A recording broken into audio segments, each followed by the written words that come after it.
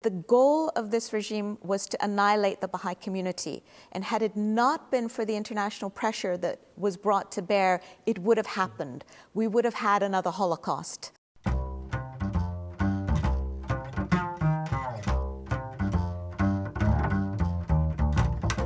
This is Faith Complex, a dialogue about the entanglement of religion, politics and art.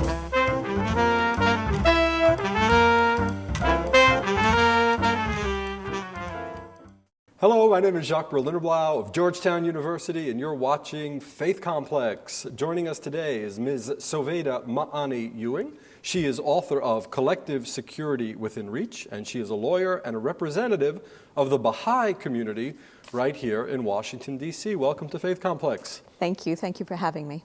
Well, we hear a lot about Judaism, we hear a lot about Christianity, and we hear a lot about Islam, but very little about the Baha'i faith. Could you tell us a little bit about it? Absolutely. The Baha'i faith is an independent world religion.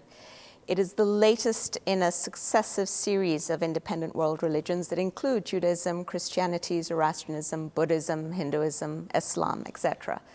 The reason we don't hear about it so much is that it is the youngest and the newest of these religions. When were you guys born, as it were? Only 165 years ago, in 1844, in the country of Iran. So the lifeblood of the Baha'i faith would be conversion. People convert to the Baha'i faith. Is that correct? That's right. That's right. Especially given that one of the fundamental tenets of the Baha'i faith is that each individual should investigate the truth for themselves in an unfettered and unprejudiced manner.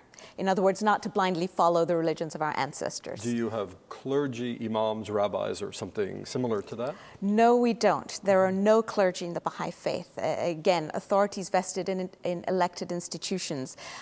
Even as I sit here today, I am simply a Baha'i who has her own views and her own understanding of the Baha'i faith. So I do not speak with any authority as such. Everything is filtered through my own humble understanding. So the Baha'i faith has made the news in a very regrettable manner recently. There apparently is a trial going on in Iran. Tell us about the trial. On January 12th of this year, a trial began in Iran of 7 leaders of the Baha'i community in Iran. They had been arrested, most of them, 6 of the 7 were arrested in May of 2008 and the other one in March. And they have been accused of the usual trumped-up charges that are leveled against the Baha'is, unfortunately, in Iran, including espionage and corruption on earth, which is a favorite phrase that is used by the current Iranian regime against anyone they perceive as a threat. Have they been associated with Israel and the United States in the accusations, which is also a leitmotif in Iranian jurisprudence? Yes, they have. This time around, they've been associated with Israel and the United States. This is one of the favorite charges that the Iranian regimes since the 1930s have liked to level against the Baha'is. We've been accused of being agents of Russian imperialism. We've been accused of being agents of British colonialism, of American expansionism, and of Zionism. So we must be a very clever lot of people. And there's no truth to any of those And there claims. is absolutely no truth. We've never been associated with any of these movements or causes, and there's not a shred of evidence to support any of these charges. Now, is this a legal process in any discernible, comprehensible sense of the term, or is it an absolute sham trial as far as It's a complete sham trial. There has been no due process. In fact, the 7 have not even been allowed to meet with their attorneys. Their lead attorney is Shireen Ebadi, who is the Nobel Peace Laureate.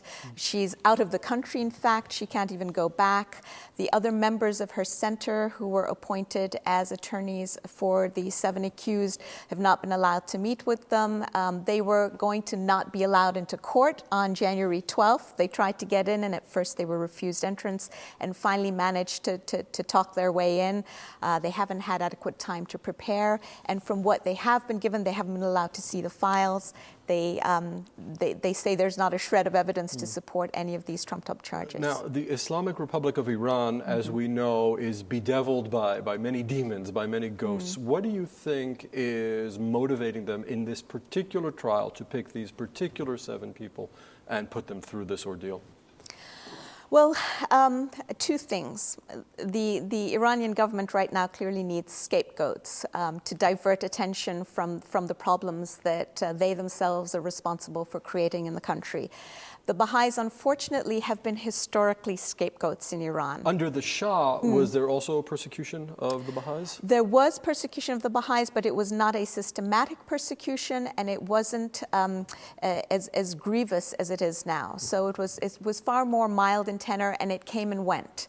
The kind of persecution we've seen since 1979 has included imprisonment of Baha'is. We have had Baha'is executed and killed for their faith. The persecution really is aimed at eradicating the Baha'i community in Iran. In fact, in 1993, the special representative of the then Human Rights Commission, Mr. Pohl, submitted a report to the United Nations Commission, and he had found a report, a memorandum, actually an official memorandum that was signed by Mr. Ali Khamenei, that stated very clearly, that demonstrated what the goals of the Iranian regime were, which was to really block and to suffocate the Baha'i community in Iran.